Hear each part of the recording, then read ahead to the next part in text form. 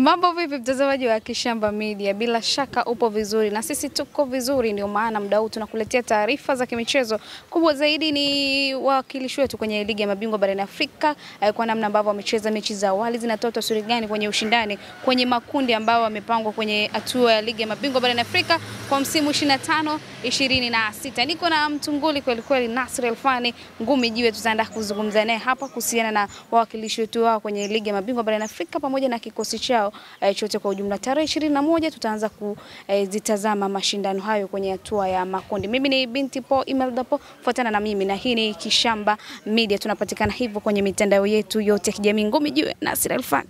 Mambo poa vipi? Unaenda? Alhamdulillah. Kwema kabisa. Kwema. Ya, alhamdulillah. Tumekuja hapa kuzungumza na wewe kuhusiana na namna ambavyo wakilishi wetu wamecheza kwenye michezo miwili ya hatua ya awali na pamoja na hatua ya pili kuweza kufuzu kwenye hatua ya makundi ya ligi ya mabingwa barani Afrika. Tuzungumze, tuanze na Simba kwa namna ambavyo unamtazama alivyocheza mechi zake za awali, anatoa taswira gani kuelekea kwenye makundi kwa aina ya kundi ambalo wamepangiwa? Simba ana historia nzuri kwenye hii michuano, lakini hiyo sio reference pekee ambayo mimi huwa napenda kuitumia. Naamini kwenye miaka yote ambayo Simba wamefanya vizuri kwenye michuano ya CAF, wamefanya vizuri kwa ajili ya kuwa na timu imara yenye performance nzuri. Kwa hiyo hata kwa msimu huu akitaka kuendeleza hiyo rekodi yao nzuri, lazima wahakikishe performance ya timu yao inaendelea kuwa nzuri. Of course amekuja coach wao mpya huyu Pantev. Unaona kuna baadhi ya vitu amejaribu kuvirekebisha, lakini bado kuna maeneo ambayo yanatakiwa kuboreshwa zaidi. Eneo lao la kushambulia, namna gani ambavyo wanaweza wakatengeneza nafasi kwenye mazingira magumu, bado unaonekana kuna hitilafu ya communication baina ya viungo na washambuliaji. Kumekuwa hakuna partnership nzuri sana. Nimependa angalau hapa karibuni Morris Abraham ameonyesha akiwa uwanjani anaweza kutengeneza mahusiano mazuri na mshambuliaji wa kati, kwa maana kupeleka huduma, kupeleka mipira mara kwa mara. Kwa unahitaji kuona kitu kama hicho kikiendelea. Lakini pia hata kwenye eneo la kiungo wa chini ni kama bado mwalimu anaendelea kutafuta wachezaji ambao wanaweza wakatafsiri kile ambacho anakitaka. Kuna baadhi ya mechi ni kama alikuwa anaanza na Mutale na Ahua, labda kiungo mmoja wa chini anavyopenda Pantev, kiungo mmoja wa chini asilia atakuwa anashuka chini kabisa kwa kwenye line ile ya center back. Kamara tumeona anamtumia sana hapo. Kwa wale wawili wa juu pale wanakuwa nani? Tumeona mechi iliyopita alikuwa Kagoma na kidogo ilikuwa inampa ugumu kutafsiri hiyo role. Kipindi cha pili dhidi ya JKT alipoingia Kante, kidogo kaona yeye hayo majukumu akayatafsiri vizuri sana, akaituliza timu kwenye hilo eneo. Kwa kuna maeneo kadhaa ambayo unawaona yanahitaji kuboreshwa zaidi, lakini yanahitaji pia kupata wachezaji ambao watafeel hayo majukumu, yani kwamba mimi hii ndo namba yangu. Inakuwa inarahisisha hata kwa wachezaji na wachezaji kutengeneza partnership. Mfano tumeona mwalimu anatumika, Mkwala anatumika, So anatumika. Ni kama saizi hata ukimuuliza mtu yote hawezi kujua kwamba namba 9 kabisa mwenyewe ni nani. Kumekuwa na mbadilishano wa mara kwa mara. Sio kitu kibaya, lakini katika nyakati ambazo timu bado wachezaji wanapata tabu kutengeneza partnership, ni vyema kuwa na wachezaji ambao watakuwa wanacheza mara kwa mara ili kutengeneza mahusiano yale ya moja kwa moja. Ukishaipata hiyo unaweza ukarekebisha sana, lakini kwa saizi nafikiri Pantev ana hiyo headache ya kujua kabisa first 11 yake ni hii, wachezaji watengeneze muunganiko mzuri, then wawe na muendelezo wa kufanya vizuri. Lakini unamtazamaje mwalimu Pantev kwa namna ambavyo anamiliki, anavyocontrol wachezaji wake kwenye mechi kuanzia ambao anaanza mpaka anaomaliza mchezo? Hili kwa muundo tu anatumia muundo mzuri. Anachopitia hivi sasa ni kutafuta first 11 yake, na ndio maana kumekuwa kuna mabadiliko sana. Yani kwenye eneo hili leo unaweza kumuona huyu, kesho kumuona huyu. Ni maeneo machache sana ambayo wachezaji wamekuwa wanajirudia. Mfano kwenye eneo la ulinzi una uhakika kabisa kwamba Rushin atacheza mara kwa mara, lakini partner wake ni nani? Ni Wilson ama ni Chamu? Kumekuwa kuna mabadiliko hapo. Kwenye eneo la kiungo inaonekana Kamara ni kama anamuaminia zaidi. Yeye wakiwa na mpira Simba atarudi nyuma kutengeneza utatu ule na center back. Juu yake anakuwa nani? Kama ni Kagoma, Mutale, Ahua, kumekuwa pia kuna mbadilishano. Mshambuliaji wa kati pia ni nani? Ni Soa, Mwalimu ama Mkwala. Kumekuwa kuna mbadilishano pia hapo. Wachezaji viungo watatu wa juu ni nani pia? Kama ni Mpanzu, Kibu na Morris ama Kibu, Ahua au Mutale ama mchezaji mwingine. Kwa hiyo kumekuwa kuna mabadiliko hayo ya mara kwa mara.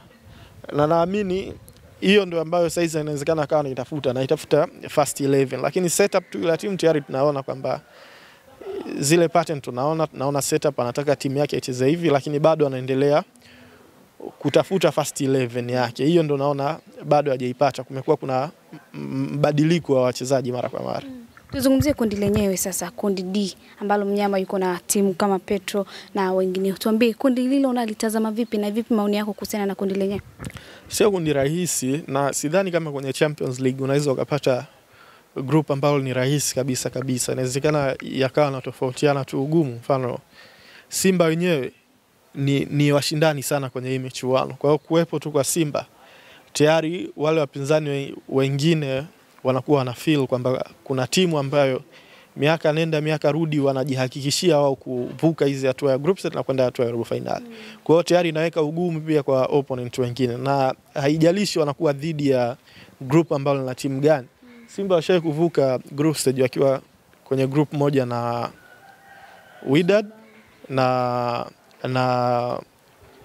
Wydad na ASEC. Na kuna wale wengine wale ambao walikuwa wanatoka Botswana nafikiri. Sasa Wydad tunafahamu historia yao, ASEC tunawafahamu, lakini bado Simba akasekiwa nafasi ya kwenda robo finali, na alishawahi kufanya hivyo pia kwenye group moja na Ahli. Kwa hiyo mara kadhaa wamekuwa wanaonyesha kwamba wanaweza kufanya hivyo vitu, lakini mara hii wapo pia kwenye group ambalo ndani yake kuna experience nao ni washindani sana, wala haishangazi kuona anafika hatua ya finali ama robo finali. Ni club ambayo inaweza kufanya hivyo sana. Wapo na Petro pia. Petro kwa hivi karibuni nao ushiriki wao umekuwa mzuri. Kwa hiyo sio group rahisi. Kuna timu tatu ambazo kwa miaka hivi karibuni wamekuwa na tabia ya kuvuka hii hatua ya group stage mara kwa mara. Na kati ya hizo zingine zinaweza kufika nusu finali na mpaka finali. Kwa hiyo ni group gumu, sio kwa Simba tu lakini kwa kila timu. Kwa Simba waende wakapambane. Hauwezi kusema kwa ni group rahisi au ni gumu sana. Yeye mwenyewe Simba kuwepo hapo, kuna uwezekano yeye kuvuka. Of course, kwa ajili yeye mwenyewe kuwepo hapo kuna tuma message ya ugumu wa hilo group kwa opponents wengine. Yes. Kwa hiyo huwezi ukasema kwamba ni gumu kwa Simba peke yake, ni gumu kwa kila timu. Kwa hiyo ni timu tu ambayo inaweza ikapiga mahesabu yake vizuri na ikapanga mipango vizuri ya kiufundi kutoka kwa benchi lao la ufundi, basi nafasi ipo. Yeah. Nafasi hipo. Tunaweza tukasema ni mapema sana, lakini wewe ni mtu wa soka. Tunaweza ukaturenkia kuanzia 1 mpaka 10 usajili wa Simba kwa msimu huu. Utawalipa kwa nafasi gani? Kuwalipa? Kwa wameweza kufanikiwa kwa kiasi gani mpaka hivi sasa? Simba amefanya usajili mzuri mpaka hivi sasa, lakini bado unajua unataka kuona zaidi. Kwa mfano, lakini so far miongoni mwa msimu ambao naona kwamba Simba wamefanya usajili mzuri inawezekana msimu huu. Ni mapema lakini unaona hivyo viashiria. Mfano Anthony Mligo, kazi ambayo anaifanya mpaka hivi sasa bila kumkompea na Mohamed, lakini yeye binafsi anafanya kazi nzuri sana kama fullback wa upande wa kushoto. Ameondoka Ngoma, ameingia Kante anaonekana anafanya vizuri pia. Majeraha anamsumbua lakini kila akiwa uwanjani kuna vile viashiria unaviona kwamba huyu ni namba 6 mzuri. Kwa hiyo akiwa fit zaidi, akipata mechi zaidi za mara kwa mara ataendelea kuimarika zaidi. Kwenye eneo la center back aliondoka Che Malone. Wilson Nangu unaona kazi ambayo anaifanya. Rushin anafanya kazi nzuri sana na wanaweza wakawatoa kwenye nafasi hata wale ambao walikuwa season iliyopita. Lakini golini Yakub Suleiman pia anafanya kazi nzuri. Katikati ya uwanja Morris unaona kila akipatiwa nafasi ana deliver, anafanya vitu vinatokea. Wamesajili pia washambuliaji wawili, Mwalimu anafanya kazi nzuri, So anafanya kazi nzuri. Kwa hiyo wachezaji wengi ambao wamewasajili, Kamara pia, wengi wanapata nafasi ya kucheza na wakicheza wanaonyesha, na wengine bado hawajafikia zile level ambazo zinahitajika, lakini unaona viashiria vya kuwa wachezaji wazuri. Kwa hiyo kwa kiasi kikubwa hili inawezekana na miongoni mwa dirisha bora kabisa la Simba la usajili kwa miaka 4-5 kurudi nyuma. Hii inawezekana ndio ilikuwa the best kwao. Kwa hiyo mpaka sasa wamelitendea haki dirisha. Wenda wakiimarika zaidi tutashuhudia ile Simba ambayo tumeishuhudia miaka nyuma. Hiyo unajua hiyo inahitaji time. Kuna vitu vya kiufundi bado naona vinaendelewa kufanywa kazi, vingine inabidi virekebishwe zaidi. Sasa kwa mfano saizi ni kawaida kabisa kwa timu yoyote kuona ina hitilafu hii na hitilafu hii, hususan ni hitilafu za kiufundi. Lakini hawa makocha kila wanavyopata mechi inakuwa inawasaidia kupunguza hayo matatizo ya kiufundi. Lakini hata kwa wachezaji pia inakuwa inawapa time ya kusomana na wenzao. Kwa kiasi kikubwa wachezaji wapya walokuja wengi wametoka mataifa tofauti, wametoka ligi tofauti, wengine hawakuwahi kabisa kucheza pamoja, alafu wamekutana pia na baadhi ya wachezaji ambao walikuwa Simba muda mrefu. Kwa hiyo wanahitaji pia kupata hizo mechi za mashindano za mara kwa mara ambazo ndo zitawajenga zaidi. Kwa hiyo kurudi kule ambapo walipowahi kutoka inahitaji time, na hata huko walipotoka sidhani kama Simba ya miaka 6 nyuma tulishuhudia ndani ya mwezi mmoja miezi miwili. Walifanya kazi ya maana kwa misimu nenda misimu rudi, ile misimu 4 iliyopita, na wao wakapewa hiyo heshima. Kwa hiyo hata hawa pia hawezi kupewa hiyo heshima kwa miezi 2-3. Inabidi nao wakomae zaidi, waboreshe zaidi kwa kipindi cha muda mrefu zaidi. Ndipo ambapo tutakuwa na nafasi nzuri sasa ya kusema kwamba je, kweli Simba imerudi ile ya miaka 5 nyuma iliyopita ama bado kuna kazi ya kufanywa zaidi. Sawa, tuzungumzie Young Africans ambaye naye yuko kundi B, yuko kwenye michuano ya ligi ya mabingwa barani Afrika. Pamoja na performance zake, wamebadilisha mwalimu, wamekuja mwalimu mwingine, lakini pia wachezaji nao wanaendelea kuimarika ndani ya kikosi chao. Tupe tafsiri yako kuelekea kundi lao la michezo ya ligi ya mabingwa barani Afrika. Yanga hapo group gumu, yani wala haihitaji kupakwa mafuta kabisa. Yanga hapo kwenye group gumu. Sababu ya kusema group gumu? Kwenye magroup yote ya CAF Champions League hili ndo group gumu zaidi. Unaweza yani ukaambiwa uchague group la kifo Champions League msimu huu, ili mimi naamini ndo group la kifo. Gumu kweli kweli. Timu zilizopo pale unaona aina vikosi ambavyo wanamiliki. Nafikiri Ahli wala hawahitaji maelezo sana, kila mtu anajua ni timu ya namna gani. Rabat pia nguvu yao ya kifedha, wachezaji ambao wanawamiliki wala haina haja. JS Kabylie unawaona jinsi ambavyo walivyo. Young Africans wenyewe unaona jinsi walivyo. Nafikiri miongoni mwa vitu ambavyo wanavitaka sana ni kurudisha heshima kwenye hii michuano ya CAF. Msimu uliopita ulikuwa msimu mzuri kwao, wametolewa group stage na umeona jinsi ambavyo ilivyokuwa mbaya kwao. Kwa hiyo wanatamani tena walau wavuke hii hatua. Kwa kuna timu 4 zote zikiangaliana zimezidiana uwezo kidogo kidogo, lakini zote zinaona wana nafasi. Mfano Ahli ni mkubwa kushinda yote, yeye anaona nafasi yake ipo. Young Africans inawezekana anaona nafasi yake ipo. Rabat anaona nafasi yake ipo. Ni hivyo hivyo pia kwa JS Kabylie. Hakuna timu yoyote ambayo inaenda hapo alafu ikajiona haina nafasi. Kwa hiyo automatically inaleta ugumu kwenye ile group. Kwa hiyo ni group gumu, yoyote ambaye anaweza akaenda na yoyote anaweza akakosa kwenda robo finali. Tena inaweza ikakosa nafasi timu ya kwenda robo finali ambayo watu walikuwa nahisi ina deserve kwenda hatua ya robo finali kutokana na ugumu wa hilo group. Kwa hiyo Yanga ipo kwenye group gumu sana. Yanga kwenye group gumu. Kinachobeba zaidi ni wakubwa kutokana na wachezaji waliopo na uwekezaji wao, ama kuna kingine cha zaidi ambacho kinabeba? Sidhani kama kuna cha ziada zaidi ya hicho. Ni kuwa tuna wachezaji wazuri, kuwa na bench la ufundi zuri. Basi hao wachezaji wakishakuwa kwenye hali nzuri, viongozi wakishafanya kazi yao ya kuiweka timu kwenye mazingira mazuri, basi sidhani kama kuna kitu cha ziada zaidi. Wachezaji wa Young Africans wapo ambao wanaenda kutoa ushindani kwenye ile kundi. Wachezaji nao wa kuwasaidia. Of course Yanga mbona wachezaji wazuri tu. Inawezekana kuna vitu hapa katikati walikuwa wanapitia, fitness ya wachezaji ilikuwa inaonekana kama haipo fit sana, haipo kwenye level ambayo inahitajika. Labda kuna wachezaji performance zao hazikuwa nzuri huko nyuma. Unajua Yanga wametoka kubadilisha kocha, sio? Kocha wao huyu mpya na mechi 2 tu toka Falls zaondoke. Kwa huwezi kusema kwamba kila kitu kimebadilika, lakini at least kocha huyu mpya kuna baadhi ya vitu naona labda vinaanza kurudi kwenye njia yake. Falls, chini ya Falls wachezaji wengi wa Yanga walikuwa na struggle, wengi. Yani performance zao zilikuwa za kawaida sana, inategemea labda mfumo wa mwalimu na vitu kama hivyo. Sasa amekuja huyu Pedro, at least anaanza kurudisha ile hali ya wachezaji kuwa kwenye mazingira ya kufanya vizuri kiasi fulani. Tumeona performance ya Ekua kwenye mechi 2 mfululizo anafunga ama ana assist dhidi ya Mtibwa, dhidi ya KMC. Tumeona vitu ambavyo anavifanya, pasi za kwenda mbele, uwezo wake wa kukokota mipira, uchaguzi wa pasi. Boeli mechi iliyopita amefunga magoli 2. Max anafanya vizuri, Pacome. Kwa at least unaona hiyo. Kwa unategemea kwamba kocha aendelee kuweka wachezaji wake kwenye misingi ya kuendelea kufanya vizuri, yani upate kile kilicho bora kwa kila mchezaji wako. Baada hapo inakuwa jukumu sasa la mchezaji kuperform vizuri. Mfano kama Dube nafasi zinadondoka kwake mara kwa mara.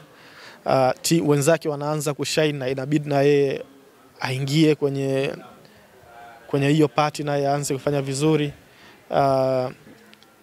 Of course kuna itilafu chache ambazo unaziona, lakini angalau saizi unaanza kuona mwanga tofauti na kipindi cha Falls. Tena mwanga zaidi unaonekana eneo la washambuliaji ambalo lilikuwa linaonekana kama linakuwa butu ndani ya kikosi cha Yanga. Hasa washambuliaji namba 9 wanakizungumzia washambuliaji halisi.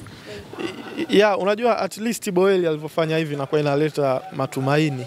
Unajua ukiwa kama kiungo una pass kwa mshambuliaji anapoteza nafasi. Una pass kwa mshambuliaji, unategemea mshambuliaji ya hold mpira alafu ukimbie kwenye channel la pass kwako mpira unapotea. Hana uwezo wa kuhold. Ukiweka mpira kwenye njia, mshambuliaji anatolewa kwenye njia kirahisi, mpira haufiki. Kwa hiyo inakuwa inavunja moyo, unajua, kwa kiungo. Mnakuwa mnajifeel kama mpo pungufu sasa.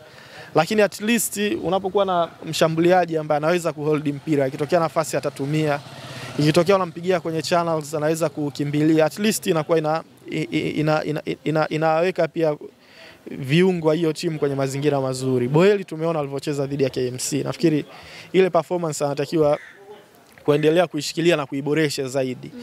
Itamsaidia yeye kama mchezaji kupata nafasi ya kucheza kwenye klabu yake mara kwa mara, lakini pia itawasaidia Yanga kama club na wachezaji kiujumla. Kwa hiyo ni kuendelea tu kuimarisha vitu kama hivyo. Nafikiri of course unaweza kusema performance yao ya hivi sasa haitoshi moja kwa moja, inabidi waboreshe zaidi. Lakini at least unaweza kuona huo mwanga. Na nafikiri kwenye michuano hii muhimu zaidi ni nini ambacho watakuwa wanafanya pia bila ya mpira, ni muhimu sana.